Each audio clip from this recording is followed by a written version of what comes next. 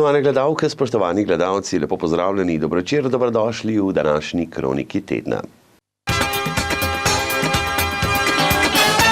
V torek je našo občino obiskala delegacija Državnega sveta na čelu s predsednikom Državnega sveta Republike Slovenije Mitjem Bervarjem ter dvema državnima svetnikoma, Stevom Ščavničarjem in Urošem Brežanom. Svoj obisk so pričeli s sestankom v sejni sobi občine, kjer je župan s sodelavci seznanil goste z razmerami v občini. Obisk so nadaljevali z ogledom Slovenskega planinskega muzeja v Mojstrani, zaključili pa so ga na delovnem kosilu pri Psnaku Radovni. V razgovorih z županom Janezom Hrovatom in predstavniki občine so bile poleg predstavitve delovanja Državnega sveta in občine Kranjska Gora izpostavljene naslednje teme. Obeležitev 100-letnice Ruske kapelice, problematika cest v občini, še posebej regionalne ceste Jesenica Kranjska Gora in razpisi Evropske unije glede čezmejnega sodelovanja. Po uradnih razgovorih pa so si gostje ogledali tudi Slovenski planinski muzej. O čem pa je tekel pogovor? Predvsem smo veseli, da je Državni svet v svojem obstoju 25 let prvič prišel v Kranjsko Goro in zato smo zelo ponosni in veseli. Seveda čestitali smo Kranjski Gori v tem letu ogromno nekih velikih dosežkov, govorimo na športnem, turističnem področju. Pogovarjali pa smo se seveda tudi o možnostih sodelovanja, predvsem o problematiki zakona o Triglavskem narodnem parku, o možnosti nadaljnega razvoja občine in pa seveda dobili nekaj, osnovnih informacij, kaj se dogaja, kako se dogaja, kakšni so v bistvu priložnosti Kranjske Gore in kako seveda bo Kranjska Gora kot občina tudi v prihodnje delovala v tem našem, sodelovanju z Državnim svetom. Tukaj se nam je to zelo pomembno. Tudi oba državna svetnika, ki sta nekako vpeta, sta povedali nekaj svojih zamisli, idej in seveda župan z svojimi sodelavci nam je tudi te stvari zelo dobro predstavil, nekaj bomo pa seveda še spregovorili tudi kasneje. Kakšna so bila pričakovanja v zvezi z obiskom?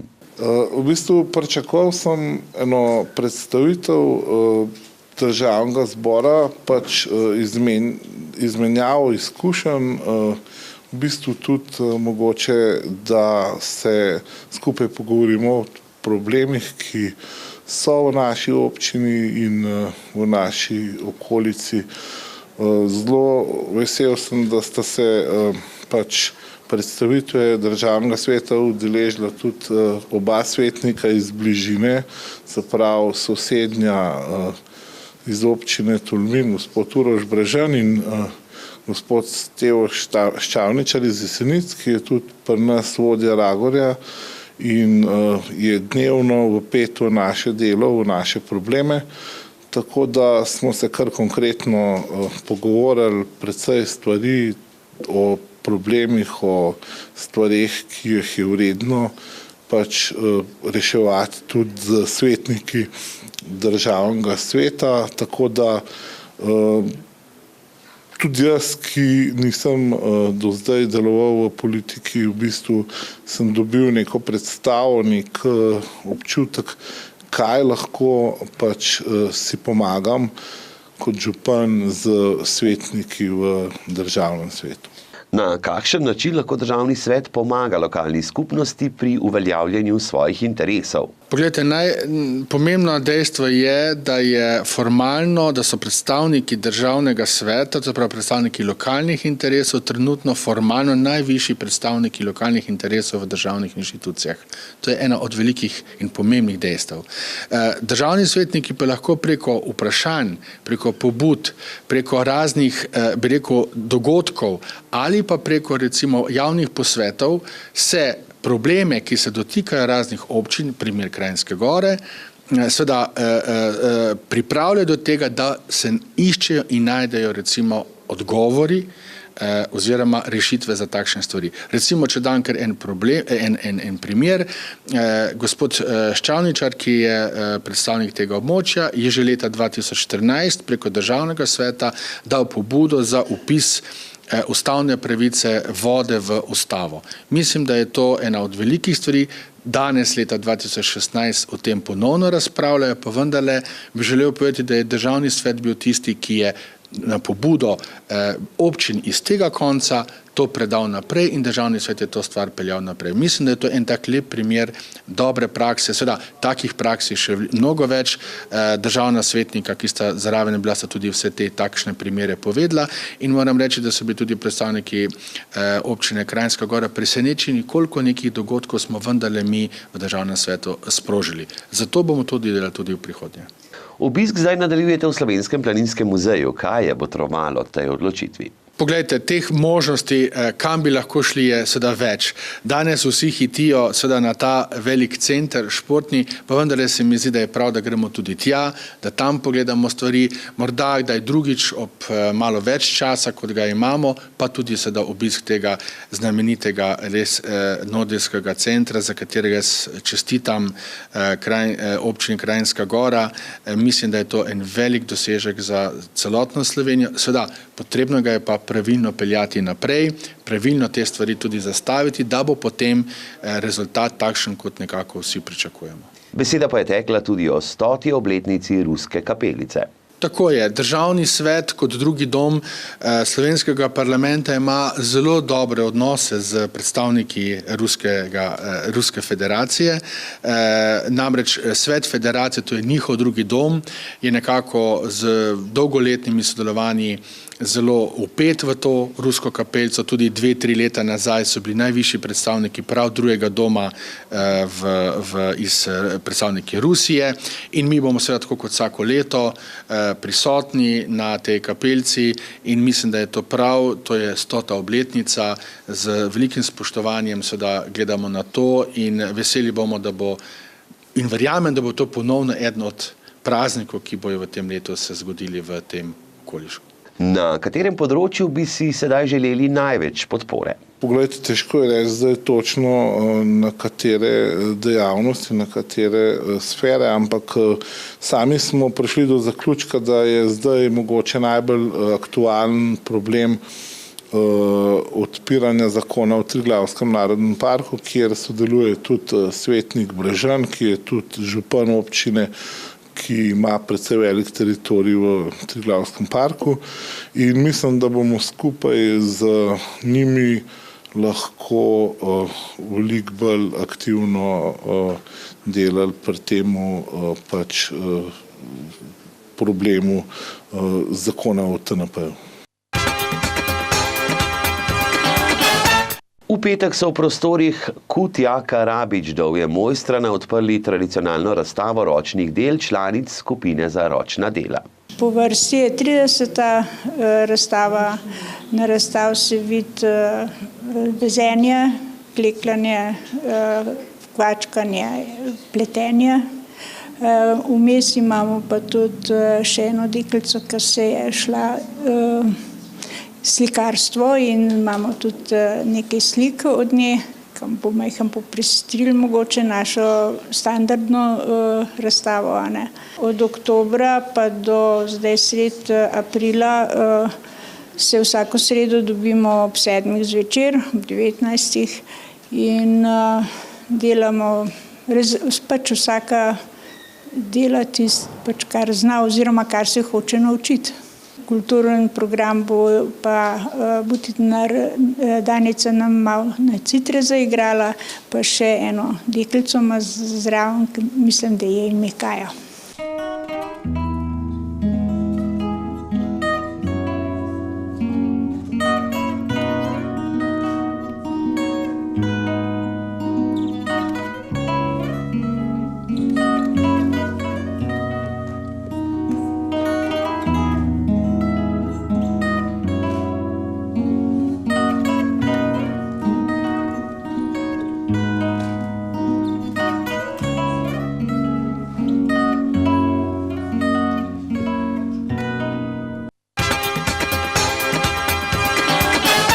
V petek so v Slovenskem planinskem muzeju v Mojstrani v sodelovanju z Geografskim inštitutom Antona Melika ZRC SAZU odprli muzejsko dokumentarno razstavo Zeleni plas. Včeraj, danes, jutri. 70 let rednih opazovanj Triglavskega ledenika. Letošnje leto mineva 70 leti od prvih uradnih meritev Triglavskega ledenika, ki so bile 5. septembra 1946. Prva sredstva, ki jih je takrat za delovanje Geografskega inštituta odobrila Akademija znanosti in umetnosti, so bila namenjena prav meritvam in opazovanjem Triglavskega ledenika in jih opravljajo sodelavci inštituta še danes. Raziskovanje Triglavskega ledenika je najstarejši stalni slovenski raziskovalni projekt sploh. Visoka obletnica pričetka rednih raziskav ledenika torej sovpada z ustanovitvijo inštituta, kar je bil tudi povod za pripravo razstave o zelenem plazu. Za tem imenom se namreč skriva prva omemba ledenika iz leta 1778. Triglavski ledenik leži na jugovzhodnem robu Alp, v Julijskih Alpah, pod Triglavom, najvišjim vrhom Republike Slovenije. Njegov zgornji rob je na nadmorski višini 2500 metrov. Na začetku meritev je bila njegova površina 14,4 hektara, do danes pa se je skrčil na vsega nekaj več kot poldrugi hektar. Podatek za leto 2015 je 1,7 hektara. Morebiti smo ena zadnjih generacij, ki ledenik še lahko opazuje, zato je toliko bolj pomembno, da ga s pričujočo razstavo postavljamo na ogled in nadaljujemo redne meritve ter opazovanja, dokler bo še vztrajal na Triglavskimi podi. Saj zanamcem to morda ne bo več dano.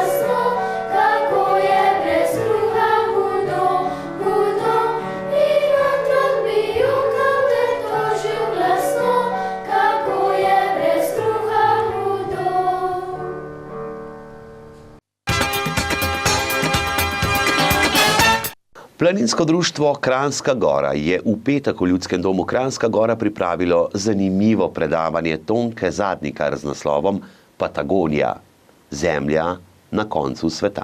Predavanje je o Patagoniji oziroma o Čilu in Argentini in o eni najlepših trekov v tem delu sveta. To pomeni, da bomo pogledali Torres del Paine, Fitzroy, Cerro Torre in pa dejansko konec sveta. To je polotok Peninsula oziroma Ushuaia, ker od tam naprej potem ni nobene ceste več, je samo še Antarktika. Na tem potovanju nas je bilo 15, potovali smo z avtobusi, s kombi, z avioni, izredno zanimivo, naporno, ogromno kilometrov, če hočeš kaj videti, moraš narediti ogromno kilometrov. Današnjo kroniko tedna v prvem delu zaključujemo s športom. Pretekli konec tedna je bil v dvorani Vitranc na sporedu finalni turnir U19, torej fantov in deklet do 19 let državnega prvenstva v florbolu. Nanj so se vrstile 4 ekipe, 5. mesto je že prej osvojil Florbol klub Olimpija. V polfinalu je najprej Insport premagal Zalence z 9-4, Borovnica pa Polansko žiri z 10-8. V najbolj napeti tekmi je ekipa Zalencev po pravi drami premagala ekipo Polanska žiri 6-5, potem ko so domačini še 3 minute pred koncem zaostajali s 3-5. V velikem finalu pa je ekipa Insport gladko premagala Borovnico 6-2. Končni vrstni red državnega prvenstva na 19 let je torej naslednji. Prvo mesto Insport Škofja Loka, drugo mesto Borovnica, tretje mesto in bronasta kolajna Zalenci Kranjska Gora, četrto mesto Polanska žiri in 5. mesto Olimpija. In zdaj smo, spoštovane gledalke in gledalci, v drugem delu naše oddaje, ko bomo pregledali koledar dogodkov v prihajajočem tednu. Mladinski center Jesenice vas vabi na klepet staršev Zinko Ručigaj o vzgoji otrok, kako kazen vpliva na otroke. Klepet bo jutri, torej v ponedeljek ob 17. v sosedski center 2 na Titovi 41 na Jesenicah. Prav tako jutri v ponedeljek ob 18. uri bo v osnovni šoli Mojstrana predavanje Marka Juhanta. Vzgoja otrok, ki so prisrčni, deklet in fantov, ki bodo nasmejani in zadovoljnih najstnikov. Srečanje je namenjeno staršem, strokovnim delavcem, babicam in dedkom, vzgojiteljem, učiteljem in drugim, ki se ukvarjate z vzgojo. Predavanje bo živahno, jedrnato in poučno. V torek ob 19. bo v muzeju Tomaža Goca v Bohinjski Bistrici muzejski večer Bohinjske planine nekoč in danes. Sogovornici bosta Cilka Mlakar in Minka Odar. Na pobudo Čebelarske zveze Slovenije so se na občini Žirovnica odločili, da bi vsakemu novorojenemu otroku v njihovi občini podarili avtohtono sadiko drevesa. Kot simbolično dejanje, da naj vsak Slovenec zasadi vsaj eno drevo v svojem življenju. In kot so zapisali na Čebelarski zvezi, zakaj tega ne bi storili že ob rojstvu. V veliko veselje in čast jim bo, če se jim pridružite v četrtek 21. aprila ob 17. v jedilnici osnovne šole Žirovnica, kjer bodo skupaj s šolo pripravili krajši program s podelitvijo sadik in manjšo pogostitvijo. Medobčinsko društvo invalidov Jesenice obvešča člane, da bo kopalni izlet v Dobovo v četrtek 21. aprila. Odhod avtobusa je ob 7. iz zadnje postaje na Hrušici.